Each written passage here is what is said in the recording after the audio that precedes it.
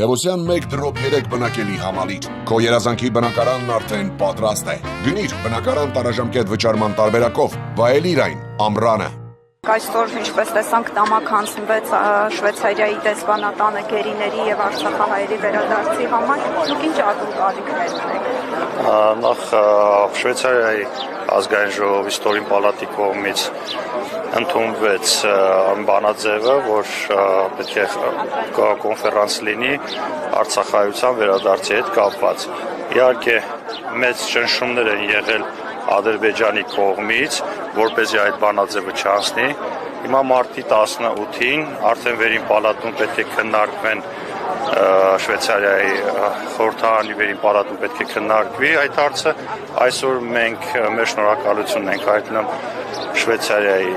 խորհրդարանին եւ մեր ուղերձն ենք հղում, որպեսզի այնինչ ընդունվել էր ստորին պալատում, նույնը ընդունվի արդեն վերին պալատում եւ սկսվի այդ գործընթացը։ Սակայն մենք տեղեկություններ ունենք, որ ադրբեջանական կողմից մեծ ճնշումներ կան հենց Շվեյցարիային եւ պետք է ամեն ինչ անել, որպեսզի եւ հայ համայնքը եւ ամբողջ հայությունը պետք է այս ամբողջ արդյունք այս գործընթացին օժանդակ լինեն, օգնեն, որպեսզի ընդունվի այդ բանաձևը։ 2022 թվականի հոկտեմբերի 6-ին, երբ Նիկոլ Փաշինյանը ճանաչեց Արցախի տարածքային Ադրբեջանի տարածքային ամբողջականությունը, Արցախն էր հետը։ Հիմա այս հայտարարությունից, նման ճանաչումից հետո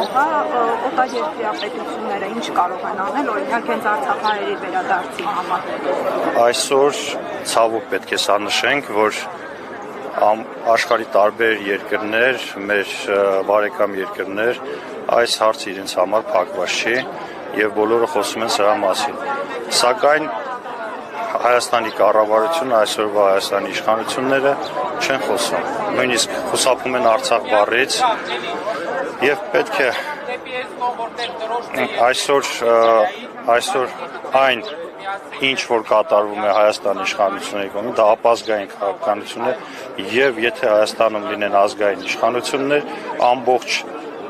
բանը կարող է փոխվել։ Ի վերջո մեր պատաններին եւ գերիներին վերադարձնելը քաղաքական ճանապարհով է տեսնում, դիվանագիտական ճանապարհով է տեսնում։ Բոլոր ճանապարհները պետք է փորձել, որպեսզի օր առաջ ազատ արձակվեն մեր ռազմաքաղաքական ղեկավարությունն եւ մեր բոլոր գերիները։